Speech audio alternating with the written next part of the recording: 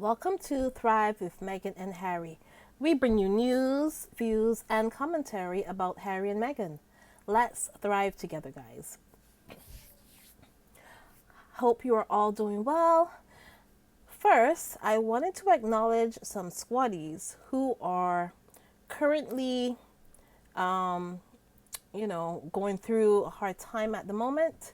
Um, so, thanks so much to Church Nellie. She has made us aware that Edith Ugorji's son, Michael, has passed away from blood cancer, unfortunately. We all send our humble condolences to Edith. Our thoughts and our prayers are with you, Edith. Rest in power to Michael. Another squaddie we also have to send our thoughts and prayers to is, and she is also a channel member, Mrs. S, who is suffering from some health issues at the moment. We wish Mrs. S the best and hope for a speedy recovery. Thanks so much to channel member Lydia Washington for, giving us this update. Lydia, you are incredibly awesome. You really are. And I want to send my prayers, like Harry and Meghan did, to the people of the Ukraine. I found out that there is even a Barbadian Ukrainian who is seeking help to get out of the Ukraine at the moment. We are sending these people our thoughts and prayers and our love and hoping for the best outcome possible, right, for these people. We are. Harry and Meghan said that, and I quote, "All of us at Archwell stand with the people of Ukraine against this breach of international and humanitarian law and encourage the global community and its leaders to do the same." Unquote. There you go, guys. Our incredible couple is letting everyone know where they stand in this, and I am incredibly proud of them for using their platforms for good. They are awesome. They really are. So let's get to some amazing news now. Oh my gosh. Harry and Meghan are slated to appear at this year's NAACP Image Awards. They are the President's Award recipients for the 53rd NAACP Image Awards. The NAACP and Archwell Foundation are also partnering on a newly created annual NAACP Archwell Digital Civil Rights Award. Dr. Sophia Noble is the inaugural recipient. Dr. Noble is an Internet Studies scholar and professor of gender studies and African American Studies at UCLA Center for Critical Internet Inquiry. This is so amazing, guys. So amazing. The show will be hosted by the very funny Anthony Anderson with appearances and some performances. Appearances by Issa Rae, Kerry Washington, Zendaya, Paula Patton. Oh my gosh, guys. Do you remember that Meghan is actually a calligrapher? Meghan used to do calligraphy as a side hustle in her early acting days before she had Suits. Remember, she learned calligraphy as a young girl at Immaculate Heart High School. Remember that? Well, listen, guys, here's a little bit of trivia for you. Meghan actually did the calligraphy for the aforementioned Paula Patton and Robin Thicke's wedding. They're not together anymore. They're divorced, I believe, but Meghan did the calligraphy for their wedding invitations. Oh my God, guys. I remember seeing Paula Patton on certain interviews, etc., where the interviewer would mention this, and I think she'd get a little embarrassed by it because I don't think she may have remembered Meghan at the time, but she didn't realize that Meghan was the one who did her wedding invitations. Just like when people like Russell Brand and Ashton Kutcher like they didn't know that this was Meghan Markle. I don't think, because remember, Meghan would have come across. She would have been the girl who had a couple lines in the movie, or she did calligraphy for a wedding, and they would never have expected that she would have one day been getting married to Prince Harry. They would have never guessed that. So a lot of them are like a lot of these Hollywood people that met Meghan before, they'd be shocked, people. They'd be shocked. But that's precisely why Meghan Markle's story is so inspirational to us. Listen, forget where you are today, or where you are, or where you came from.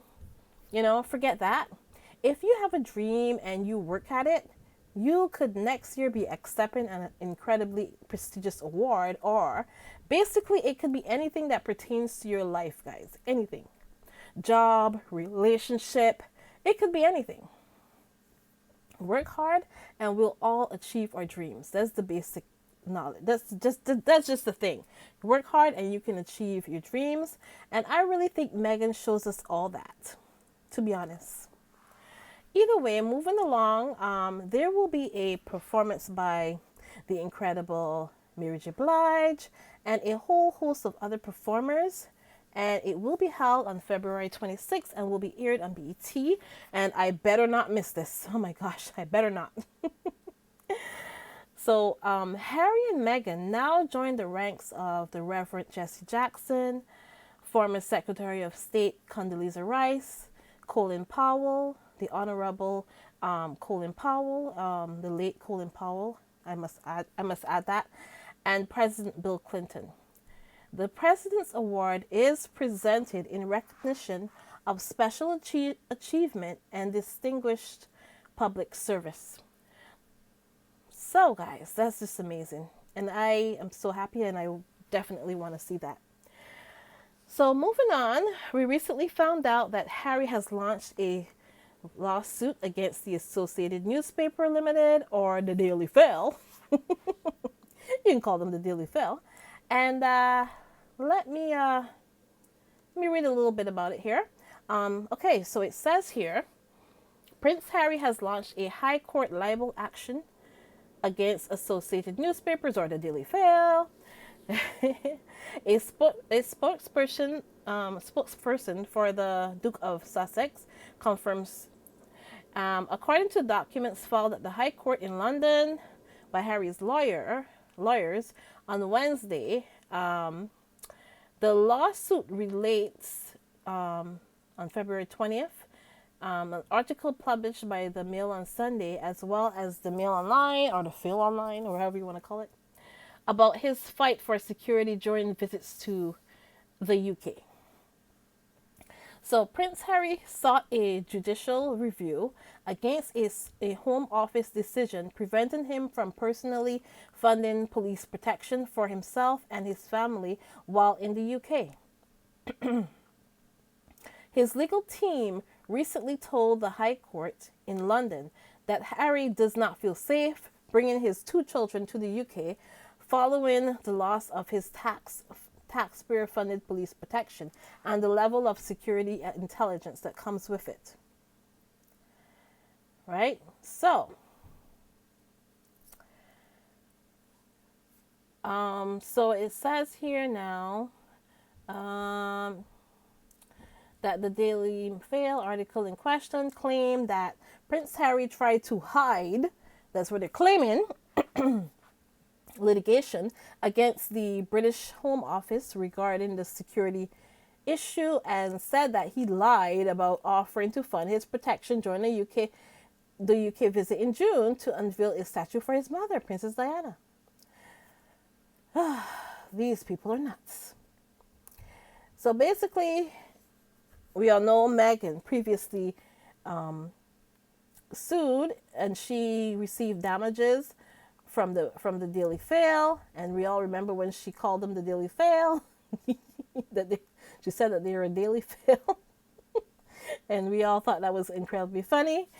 And in addition, the UK newspaper will pay an unspecified sum for the separate case of infringing Meghan's copyright by publishing parts of the 5-page letter that she wrote to her dad. Let me see here. And in a statement, oh, okay, that's something that Meghan said earlier. Okay, so she noted. Okay, so here we go.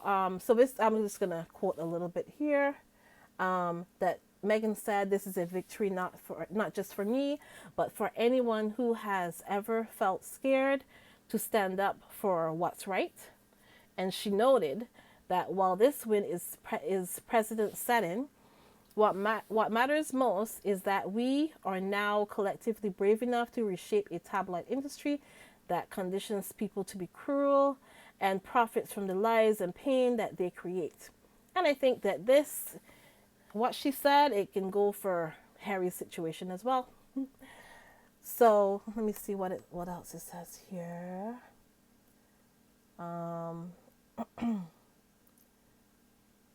So basically, you know what, guys, you know the story. You know the story. I don't want to keep reading and it's the same thing over and over. So, listen. So anyways, like I said, I'm no lawyer, and there are actually other channels who love to go into the legal aspect of things, and that's not really my forte, and I'm not too interested in the legal stuff. So I just want to be authentic here and say, to me, I'm not too interested in the legal stuff, so there you go. That's why my channel, actually, this channel is so perfect for me. So because I realize I really do love doing this, and I'm so happy to bring you all of Harry and Meghan's stories, defend them, and then talk about them, because I actually really do love these people.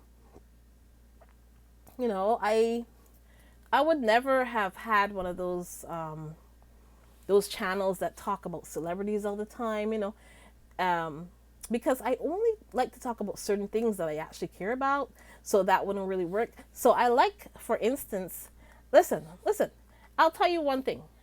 You can guarantee that I will never come here and talk about Kylie Jenner and Travis Scott on my channel, ever. But I do like to talk about Rihanna or Beyonce or Janet Jackson. People, things that I care about. And I'm happy to get to talk about Black history. And even though, like I said, those videos don't get a lot of views or anything, I actually like to do that stuff. So I'm incredibly happy and honored to have this channel and to be able to do this. And this for me is more of a passion project than anything else. So I enjoy doing certain things. But if I'm not interested in something, I'm technically not going to do it. That's basically the long and short of the story. So because I want to be authentic to myself and what I care about. So yeah, and like I said, I will always bring you stories that touch me, like stories of women and girls, of color who go missing or worse, stuff like that. I definitely will bring you. And that is definitely my forte. But really and truly, I do enjoy doing this for Harry and Meghan and for you guys, for sure. And, I'll tell you the truth. I'm very exclusive and picky when it comes to the topics that I like to talk about. So, because I will get bored talking about one thing or the other. So I just want to stick to stuff that I like and I know. So there you go. So I'm not going to go get all deep into the case of Harry suing the Daily Fail, because it's not really my forte, and I wouldn't be able to do it justice. So just letting you know up front. So I do love what I do love. I do love to defend Harry and Meghan.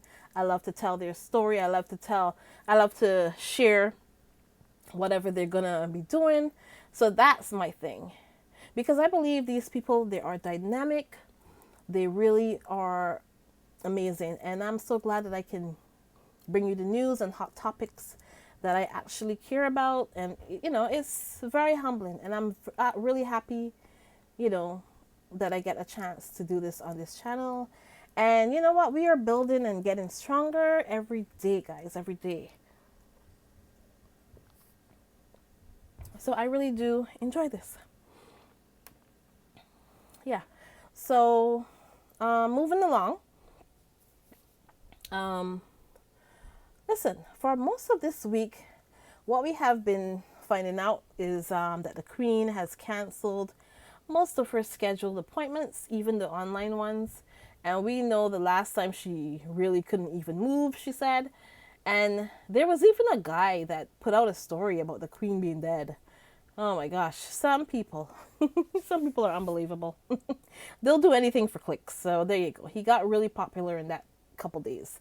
But anyways, trust me guys, when the Queen has gone off to pasture, when the Queen has flown off into the western skies, the first person to know about it will not be a blogger.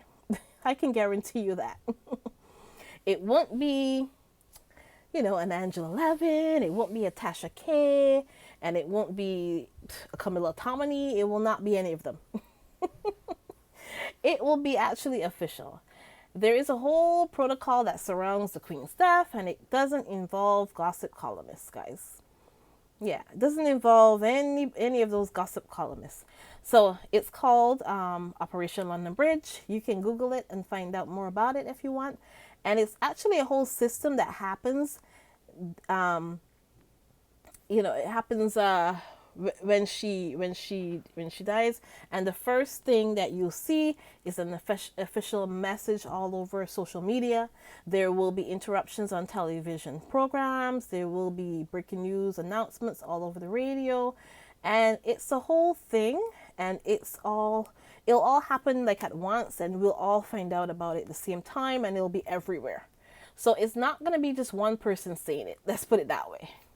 And I'm thinking that when the Queen finally does her last curtain call, if you want to say, I think how they'll do it is that they will probably inform the family and the Prime Minister first. And I'm also thinking that they'll do it in a way that they announce this in the morning, and we'll all wake up to like the news of it.